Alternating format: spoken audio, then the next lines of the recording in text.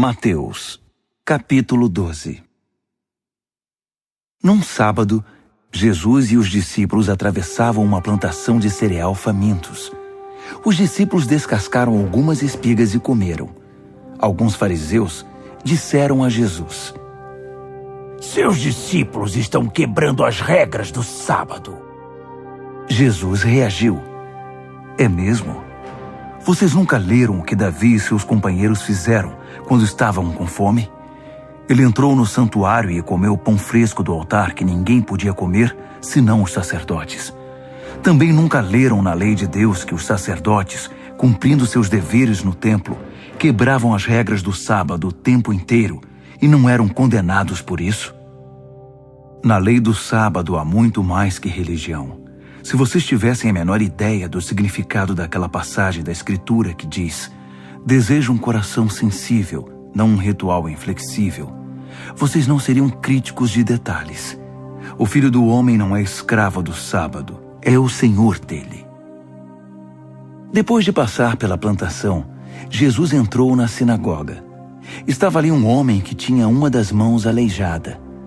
Alguns dos presentes, com a intenção de acusar Jesus, perguntaram: "É permitido curar no sábado?"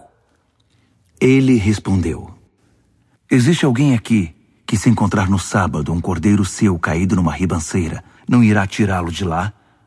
A bondade para com as pessoas é tão conforme a lei quanto a bondade para com os animais." Então ele disse ao homem: "Estenda a mão." Ele obedeceu e foi curado. Os fariseus saíram furiosos, discutindo como acabar com Jesus.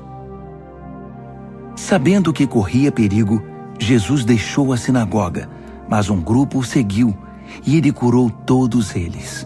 Aconselhou-os, entretanto, a manter as curas em segredo, de acordo com as orientações de Isaías. "Observem bem meu servo, meu escolhido.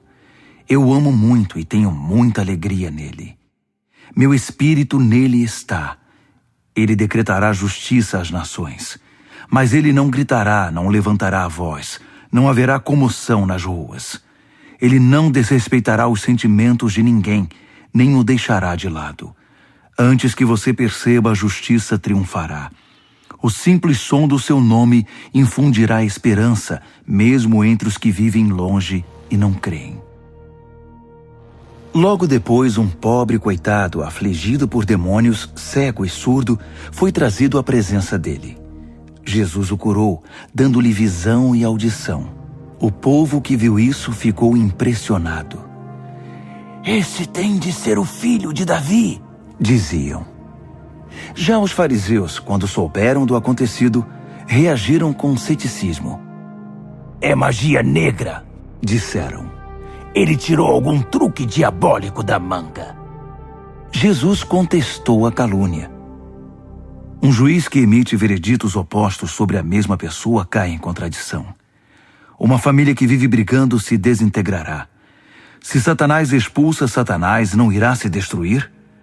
Se vocês me caluniam afirmando que sou um demônio que expulsa demônios, a mesma calúnia não se aplica aos exorcistas de vocês?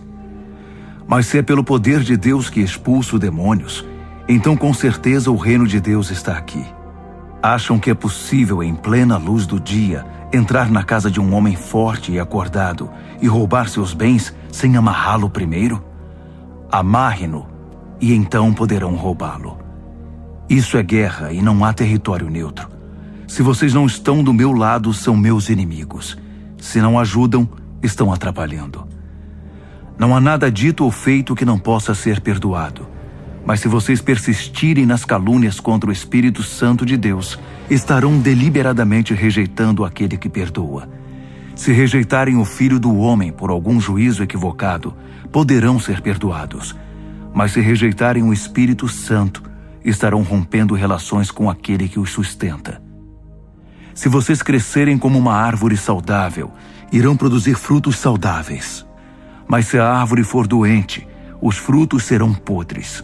Os frutos nos revelam a verdade sobre a árvore. A mente de vocês parece um ninho de cobras. Como dar crédito ao que dizem? já que são tão tolos. É o coração, não o dicionário, que dá significado às palavras.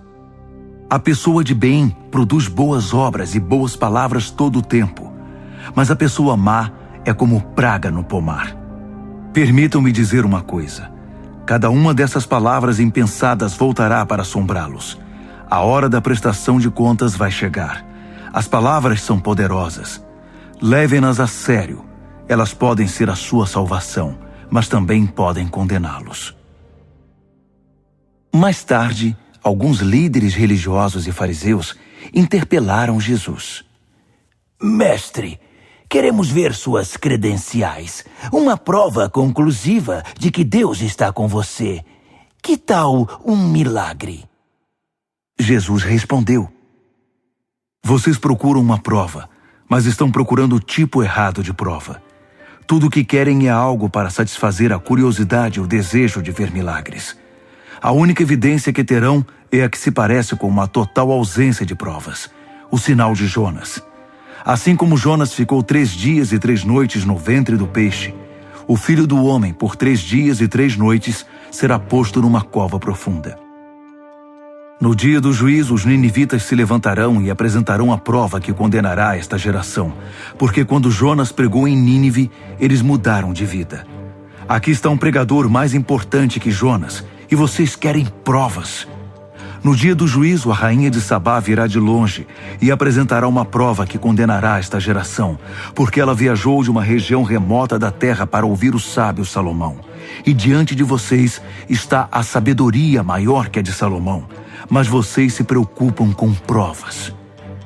Quando é expulso de alguém, o espírito maligno vagueia pelo deserto procurando um oásis, uma alma distraída que possa atormentar.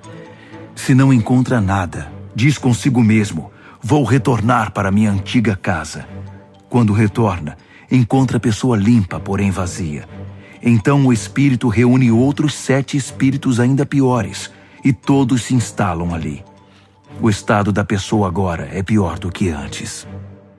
É assim que esta geração se parece. Vocês pensam que por remover o lixo de sua vida estão prontos para Deus, mas como não foram receptivos à mensagem do reino que eu prego, os demônios estão voltando. Ele ainda falava à multidão quando sua mãe e seus irmãos apareceram. Eles estavam do lado de fora tentando mandar-lhe um recado. Foi quando alguém informou: Sua mãe e seus irmãos estão aqui. Querem falar com o senhor. Jesus não deu uma resposta direta, mas perguntou: Quem vocês acham que são minha mãe e meus irmãos?